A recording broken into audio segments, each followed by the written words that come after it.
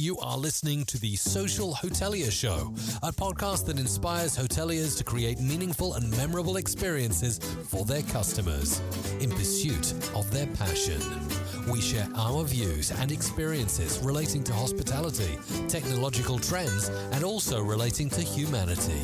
Here is your host, Sam-Erik Rutman. Hi, everyone. Welcome back to the Social Hotelier podcast with me, Sam-Erik Rutman. We're having a great show today. I'm really thrilled. My guest today is Ted Rubin. He's a leading and legendary social media strategist, popular keynote speaker, connector, and author. And he's been involved with digital media since, as far as I understand, since 1997. And I first heard about Ted when I wanted to learn about social media and social media marketing, having fallen flat on my face when I was opening up a hotel in Dubai. So I just, but that story is a little bit, it's going to be saved for another time. But believe me, I knew absolutely nothing about social media, and I thought I was doing the right thing. And clearly I should have listened to Ted or met him at that time, but I'm glad I do it finally now. So, but caught my attention was Ted's easily understandable way of describing things like why you should be on social media. I read his book, Return on Relationship, which was an eye-opener. So, Ted, thank you very much for joining us today. Sam, thank you so much. And truth be told, I can't imagine you ever falling on your face. I'm sure that what you think was falling on your face probably just wasn't executing up to your own expectations, because that's what I find a lot of. I think a lot of us hold ourselves up to a certain level, that is often unachievable. Yeah, I mean, I every day I think, oh my God, I didn't do enough, but if I sit down and write down everything I did, then you look at it and go, wow, like I can't believe I got so much done. And it's part of the reason, you used the word simplify and how my explanations make it easy to understand. And sometimes I'm ridiculed for that because I don't get into the nitty gritty technical, but my goal is to just help other people understand how to use these tools to better your life, to share, to build relationships. It's not all about measurement and exact sciences. So, again, let's I've been watching the show, The Bear. I called it The Wolf. Isn't that funny? There's a Netflix series. I'm sorry, it's not Netflix. It's Hulu series called The Bear. And the line on The Bear is "Let it rip." So let it rip. Sounds good. So one of the things because you wrote this book, Return on Relationship, can you speak about what inspired you to write about it, and what was sort of the key message you want to get across to the reader? Because this book, as far as I'm concerned, is so current as it could ever be, considering it was written 2013. 2013? Yes. Yeah. Well, okay. So there's a little bit of a story behind it. If I go on too long, please, pull me up. But look, my whole life has been about relationships. It's something I was taught by my dad, by my coaches, by my mom. And I have to say mostly my dad, just that, do for others without expectation of anything directly in return. And the return would be that you build a brand and build a reputation, and a lot of that would come back to you. So as a youth, I used to watch my dad clean up other people's driveways, send me out to shovel the walk of our neighbors when they couldn't do it, before he'd let me go and earn money doing it, to people I didn't know. He was the guy that pulled over on the side of the road and picked up garbage cans that were in the middle of the road. And then as soon as I was old enough, he'd make me do it. And now I'm the guy that stops on a major road in South Florida because there's something laying in the middle of the road affecting traffic and other people.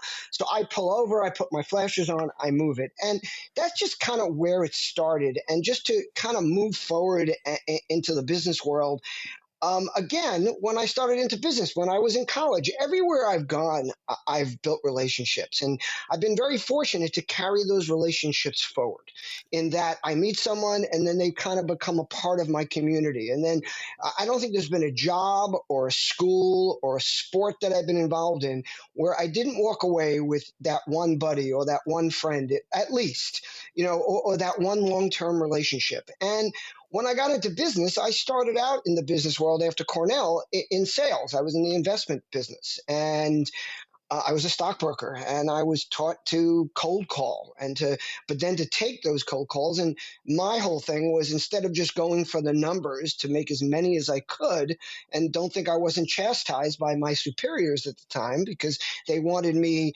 in what they considered working harder. I tried to build strong relationships with the people that I was speaking to. I would meet up with them. I would spend time with them.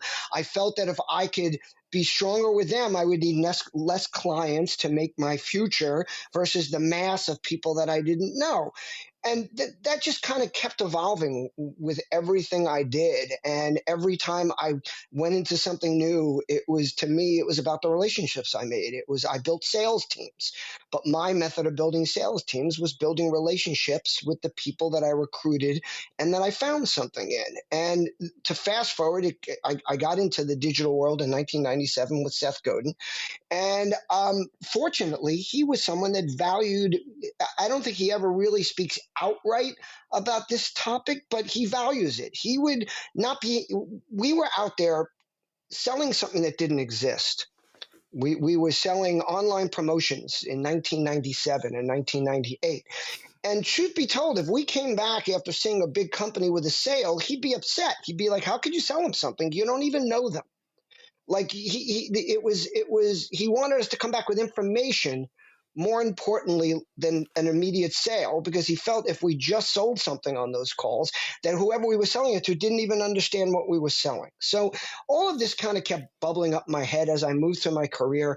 And really where Return on Relationship came from was in 2008, I was at Elf Cosmetics.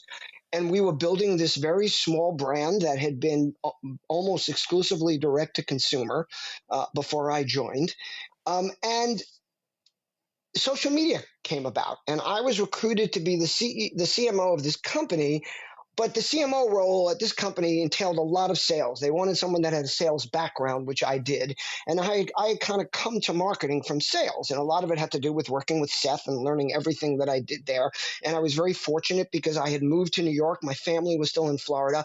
And I would get to the office very early because I really had no other place to be. And Seth is an early riser. And I got to hear him express his views on permission marketing, on idea virus, on all these things that he was formulating before anybody had really thought of them.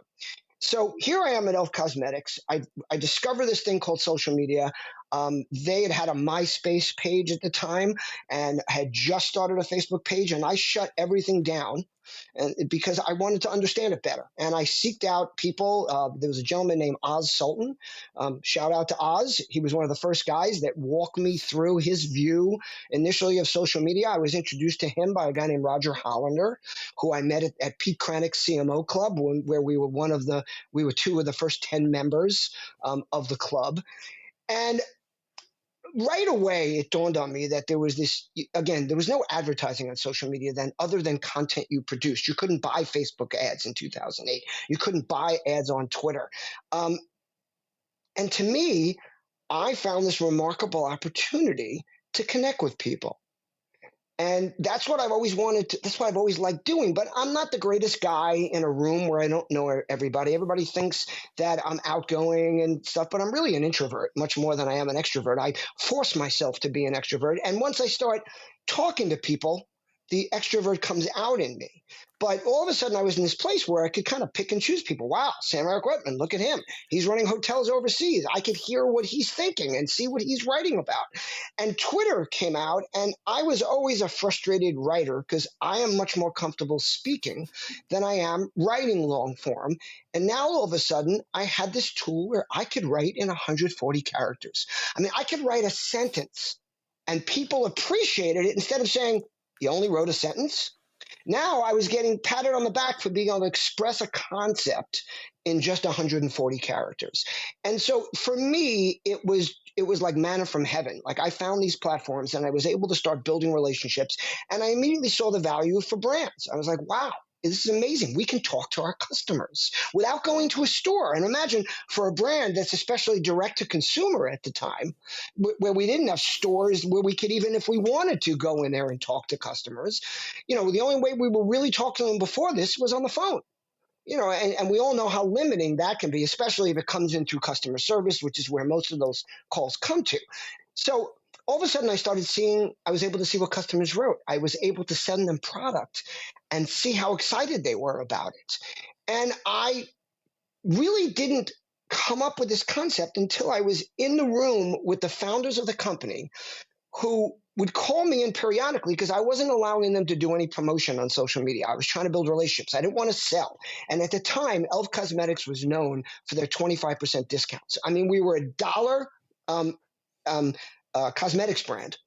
And we were always running promotions. So we were, first of all, training our customers to wait for discounts. So it was almost impossible to sell them products at full price at the time.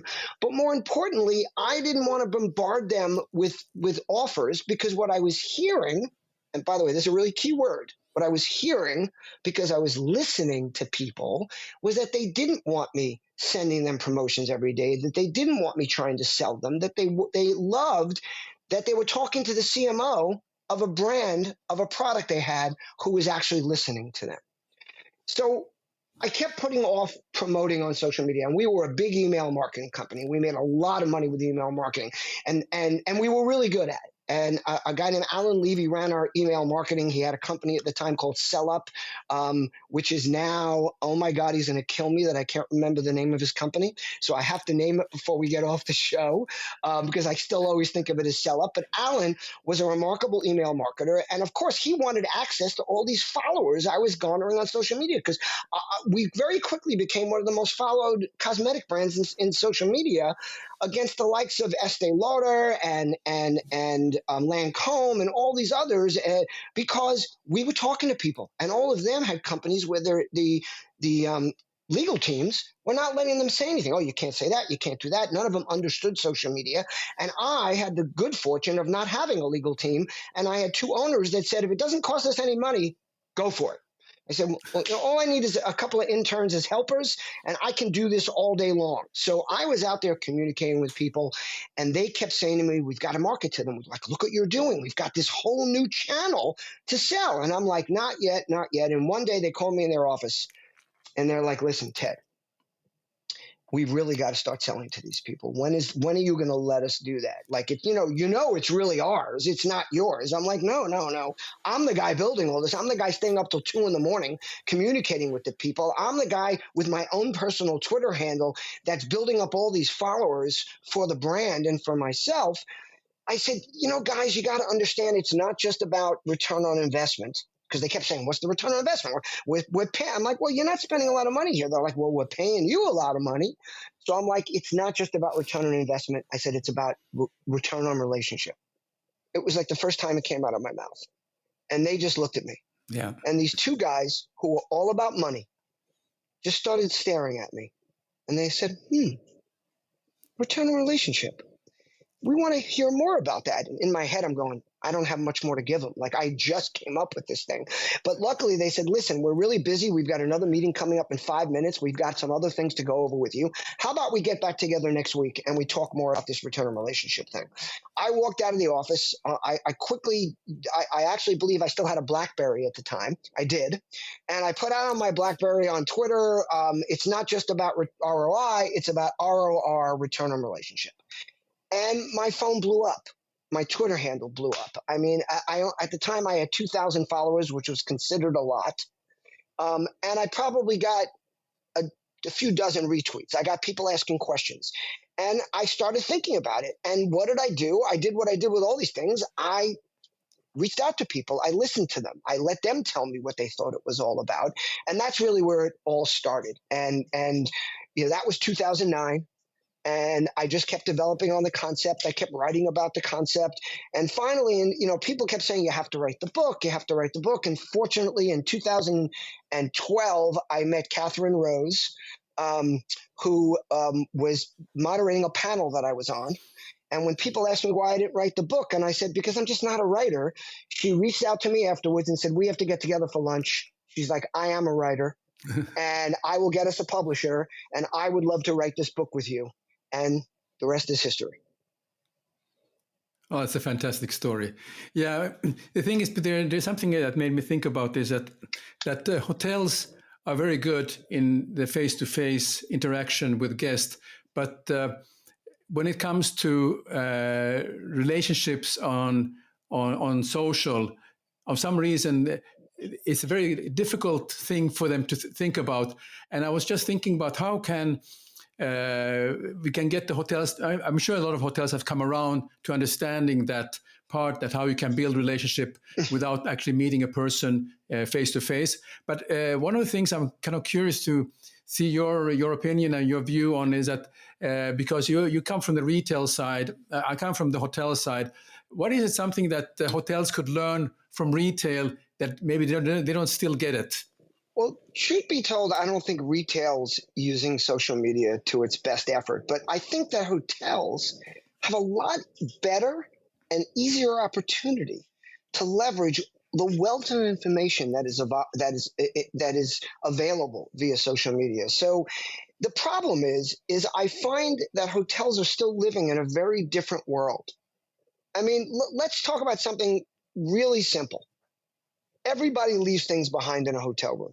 Everybody, right? And especially these days, we leave our wires for these devices. What amazes me is what a lost opportunity it is that the vast majority, and I would venture a guess, 98% of hotels never utilize that to build a relationship with the customer. What do? Some of them just throw the crap out. Some of the bigger ones will put it in a box, and then they have this room by security that has 10,000 fire wires and cables and electronics and all these other things. None of them reach out to the customers to say, hey, you left something behind. And there is one hotel chain that did it for me, and I think maybe it was because they catered to families. And again, the name's not going to come to my head, but it's this hotel chain that has water parks in their hotels. Maybe you know the hotel. It's in the United States.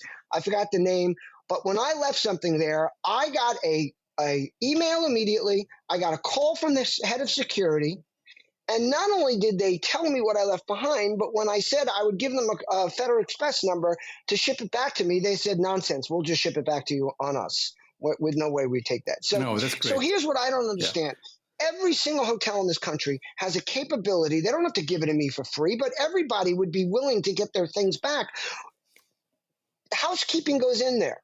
They find these things. They know who is in the room.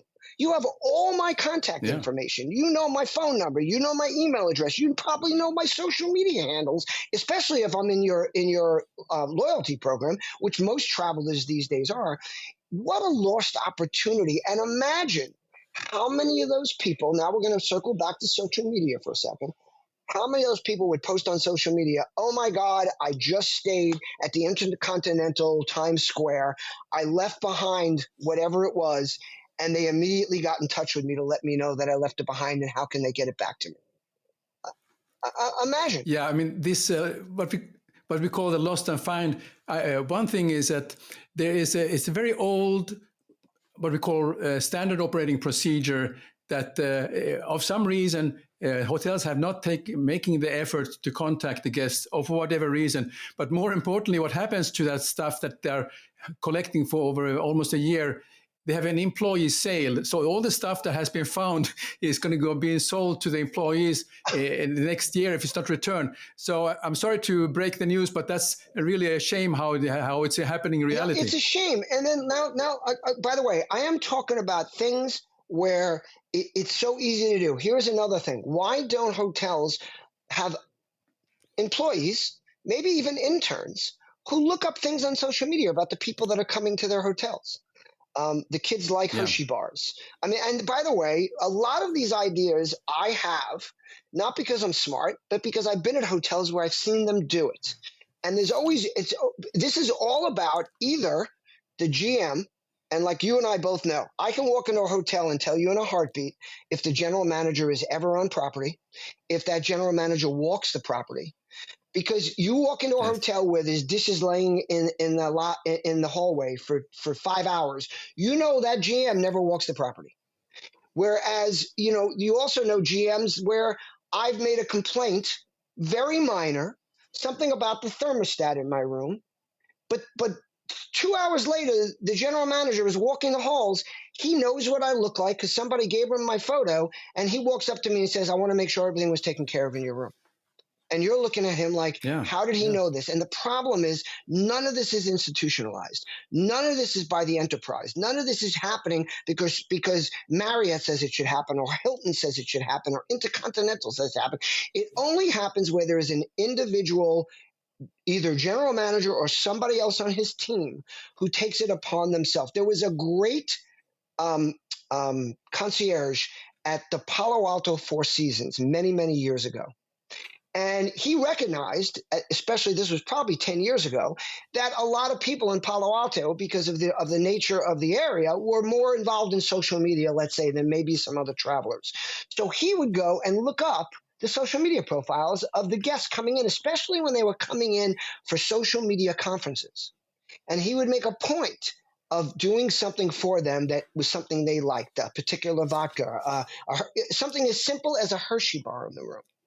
I mean, these are the opportunities that I think are so simple that could be executed for such a small budget that are overlooked by. And here's the other problem is, what is the name of the institution? It's called hospitality. But how many really give you that hospitality that has to do with knowing who you are or having that relationship? Yeah. Yeah.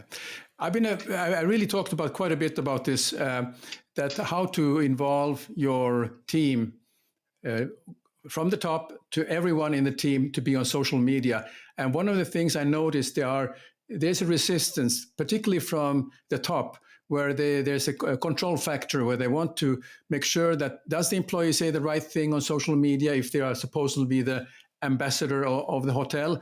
And I said, well, it's the kind of culture that you put into your hotel that encourages people to say the right thing. And so, because I believe that every employee is an ambassador for the property, and I would love to see them, every single one, be on social media and build relationships like you're talking about, building those relationships. But still, very few hotels are taking it seriously. Very few hotels can seem to manage to get their employees to say hello when they arrive, to welcome you as a member of their loyalty club. I mean, the little things that, like a company that does this very well, not hotel, but I still consider it, or travel. Delta does this great. Every time I get on a Delta plane, I'm thanked for being a loyalty member. I'm thanked for being a million miler. I'm thanked for being a diamond member. I'm thanked for being a platinum member, whatever year I was that. And it's that little recognition. And the problem is, you get, first of all, a lot of employees that go, well, I wouldn't care if somebody said that to me. But it's not about you, number one. And it's not about everybody caring. It's about the few that do. Because are you going to get everybody to share good things about when you travel? But I also see a lot of companies going the other way. Delta Airlines used to be great on Twitter. They used to engage with people. I knew the team there because I would post about them every time I flew. Now, there are some issues with Twitter now, currently called X, and I totally understand those because I've kind of lost a lot of my interest there as well. But there are other platforms. I tag Delta every time I'm on. I use Instagram every time I fly. I don't get anything back from them. And worse yet, what I get on Twitter from Delta is I write, so I'm sure you've seen I post my socks when I fly. It's part of my brand, Ted Sockies. I always do it when I fly. I not only put Delta's logo on the photo, I tag them. And you know what they're doing now? They're using old school AI, not even new sophisticated AI. And I get a direct message on Twitter saying, we'll have someone contact you directly, because they think I'm complaining. And I'm not complaining. I mean, I'm saying something good about them. I'm saying, thanks for the ride, Delta. Thanks for all the special treatment, Delta. I'm really excited to be a part of your club. But instead, I get direct messages that are auto fulfilled, that are using AI at its simplest form, that I used to get 6-7 years ago when 800 Flowers, every time I posted one of their bouquets that I sent to my mom with a note telling them thank you, I'd get a message saying, sorry, you're having a problem. How can we help you? I'm not having a problem. Yeah. So, a lot of this is back to what you said. There's fear. They want things that are automatic, so they know exactly what goes out every time. They're lazy. And I'm sorry, but most brand marketers are lazy. They worry about having a social media team. They don't want their people on there. Guess what? There's two things about employees. First of all, they're on social media. But if they're not doing it with your Yep. guidance, they're doing it without your guidance, which means who knows what they're Yep. saying. And then the other thing is if you can't trust your employees, you probably have the wrong employees or you're training them improperly. Absolutely. Good. I want to get moved to, you wrote a book about looking people in the digital eye. Could you talk about that? What does it mean? Because I got sort of, when I saw read that sentence, I sort of, okay, I have to start to look at the person on the other side of that lens, or what was it? That's how I understood it. But could you speak about it? So it's called How to Look People in the Eye Digitally, or my line, Yeah. please, look people in the eye digitally. And what it means is to do on the social platforms what your mother and father probably taught you to do as a kid when you were with people. Pay attention to them. Look them in the eye. I remember when I went on my first date, it wasn't my dad's advice that resounded most with me, it was my mom's. She's like, look at her. Don't look at the other people walking in the room. Don't look up every time the door opens. Don't look up every time somebody walks by or another woman walks by. Make sure you look her in the eye or you probably won't get a second date. And then my dad taught me. So I like to tell a story. I graduated college in 1980. I got my first job and I had to get appointments to meet with people. So my dad called me up at the end of the first week. He said, how'd it go? Did you get your first appointment? I said, yes. He goes, when is it? I said, it's next Thursday. He said, what time? I said, 10 o'clock. He goes, what time are you going to get there? I said, probably about 10 to 10. He goes, no, get there at 9 o'clock. Walk around the neighborhood, see what restaurants are there, what stores are there, go into the building, look up on the board that shows the companies there, see what other companies are in the building. Get into the office early and see if the person you're meeting, if their assistant, can get you in the office so you can see what's on the walls. Are there diplomas? Are they a parent? Are they a grandparent? Do they like to play golf? Do they like to fish? And his point was find points of emotional connection, because everybody's coming into that office to sell them something. The way you differentiate yourself is by having conversations about things that interest them instead of what your goal is there. Your goal should be to build a relationship, not to sell them something when you're walking in the door. And back then it was hard. I mean, you come from my generation. I mean, remember we used to have to go and get microfiche at the library to try to look up a company, or there were some catalog books that showed the names of executives, but there was no information.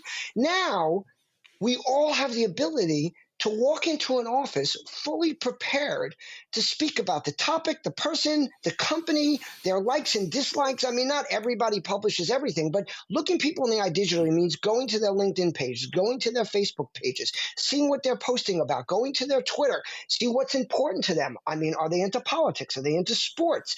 All this information is available. And now, I tell you, this still happens. I'm consulting for a company. I end up in a meeting with their salespeople, with somebody they're looking to do business with. And the first question out of the sales guy's mouth is a question like, so how long have you been here? Hello, have you ever heard of LinkedIn? How could you not know how long he's been here? Why didn't you do that before you walked in the door? There's two very simple, better questions that you could be saying, or statements. You could say, I noticed that you've been here for 15 years. You must know a lot about the company. You can really educate us. That would be great. Or, I just noticed you started last month. What can we do to support you? I mean, this is how you use that information. So looking people in the eye digitally is about getting to know who they are. I go to friends' Facebook pages. Before I speak to them, I want to see what's going on. Is there something big happening in their life? Again, not everybody posts things that are useful, but there is a digital footprint of almost everybody. I don't get on a sales call. I don't get on an initial intro call without Googling somebody, without looking up on their social profiles, without seeing if there's something I can find, so I show them that I truly have an interest in them.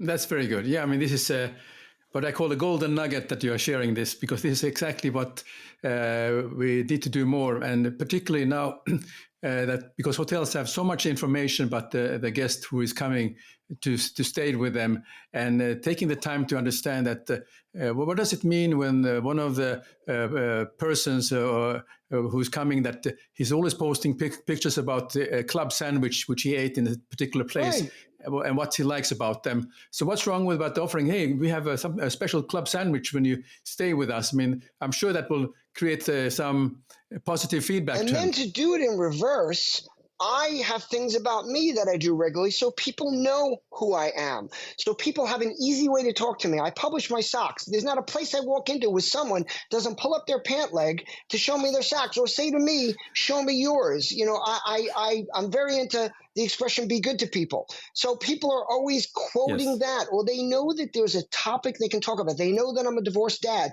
They know that I've had issues, you know, with alienation with my daughters. I share that because it gives people Yeah. something easy to talk about rather than having to come up with what I call the smart comment. I mean, when you're in that cocktail party and you see Sam-Erik Rutman and you want to, oh, I got to impress him.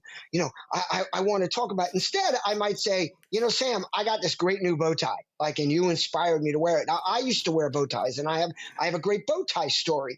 And I like to say that so stories are a great way to connect with people.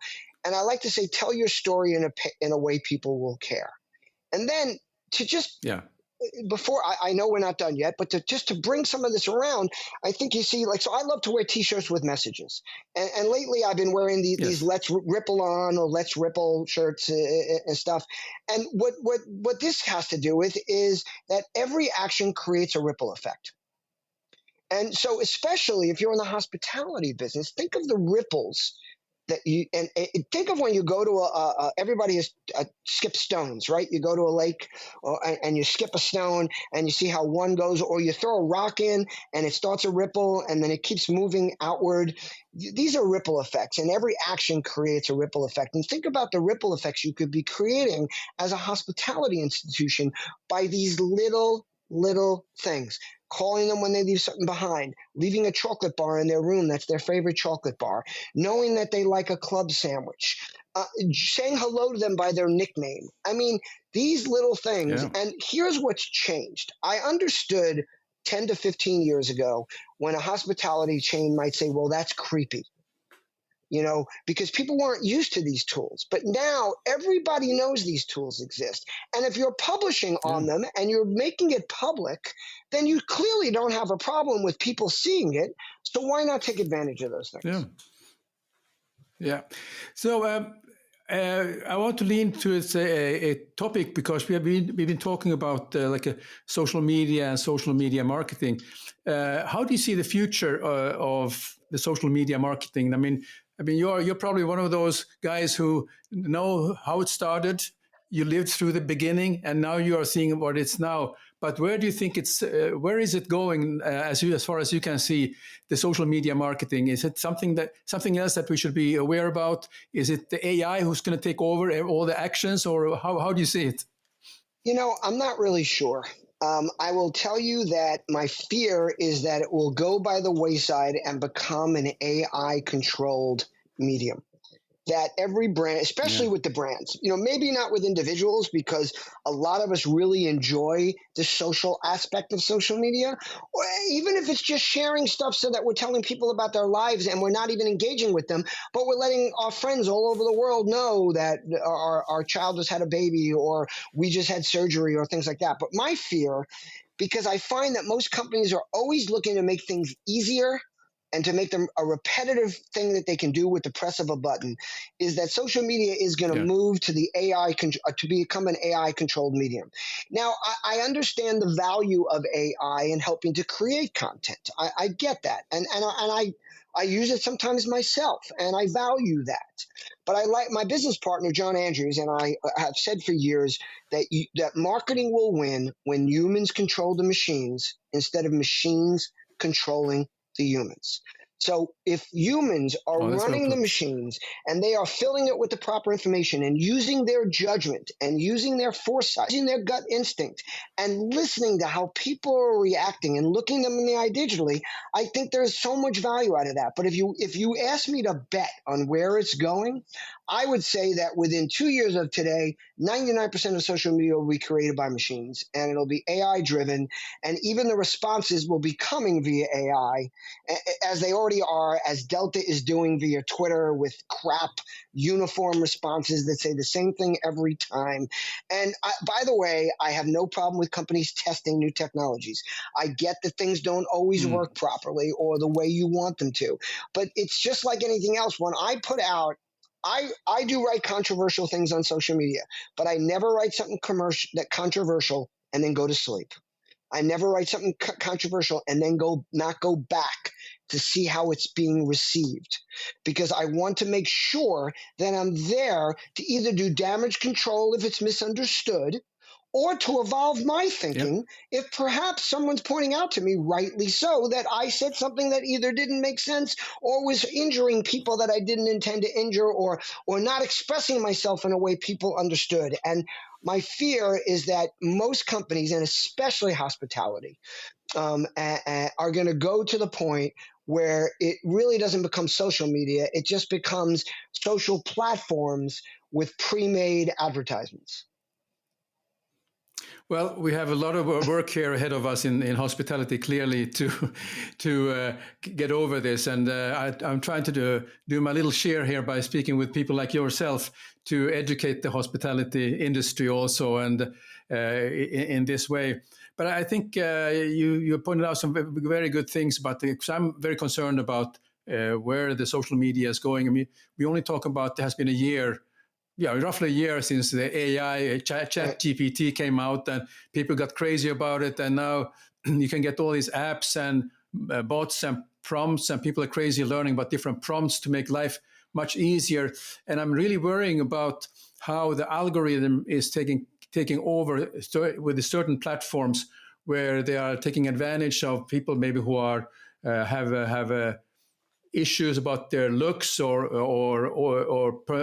something about their confidence, and then they're starting to post things which are not very positive. And I worry how those are evolving, and I think we need to talk more and speak up about what the TikToks of this world are doing on these platforms. I agree 100%. I think it's less dangerous to, let's say, the hotel business or hospitality, but in general, I think those things we have to cover. So, I just think that there's two things that people, we as individuals, probably most importantly, and companies, and especially the hospitality industry, two things I want to leave you with. One is that I say this all the time, but I really mean it from my heart, is that relationships are like muscle tissue.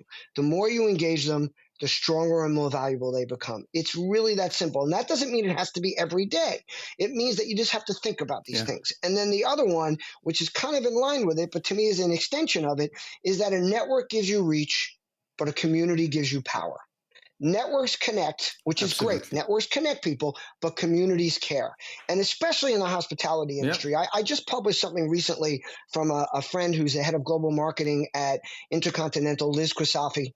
And she wrote a post, or actually she shared a post that was written for them about Indigo Hotels, which is one of their chains, about how they're what they've really been focusing on is the communities and the towns and the cities where they're located, and featuring things that have an element of that, so that they become a part of that community and of that location. And I think that's really important, and that's another huge opportunity for the hospitality industry. Absolutely. Well, Ted, thank you very much from all this for this time that you have spent on this episode. Now, people who want to find out more about your activities, and how can they do so? Where can they find you? I'm sorry, it's a very obvious question, but I ask anyway. It's not obvious at all, because you never know. I'm just looking. My friend's company, the email marketing company, is called Alchemy Works. I just wanted to say that. Alan Levy, great company, one of the best email marketers I know. As far as finding me, it's really simple. I am Ted Rubin on just about every platform. I'm at Ted Rubin on Twitter. I'm at Ted Rubin on Instagram. I'm at Ted Rubin on YouTube, and on oh my God, I can't believe I'm zoning on Threads, which is the new like the Twitter like platform from Facebook and Instagram. And really simply, just Google Ted Rubin, TED RU, B as in boy, IN, and the first 15 pages is probably my content and my social media, platforms and where I'm located. And even better, if you want to reach out to me, I actually answer my phone, and my voicemail is not full. So it's Ted Rubin. It's 516-270-5511, and you can email me at tedrubin@gmail.com, and I guarantee you'll hear back from me. Well, fantastic. Now, for all the viewers and the listeners of this podcast, when you write to Ted, please put the hashtag Thesocialhotelier that you saw this episode, and when you ask a question. So I would really much appreciate that. So, Ted, thanks again for your time. I really, this really meant the world to me that we had a chance to spend. Well, you said half an hour. I got 40 minutes out of you, so I really appreciate that. My pleasure, Sam. Thank you very much for having me here. This has been a pleasure. And please, again, your audience, please feel free to reach out to me. And Sam, I'll look forward to our next conversation. Thanks for joining us this week on The Social Hotelier Show. Make sure to visit our website, The Social Hotelier Show, blueberry.net, where you can subscribe to the show in Apple Podcast, Spotify, Google Play, or via RSS, so you never miss a show.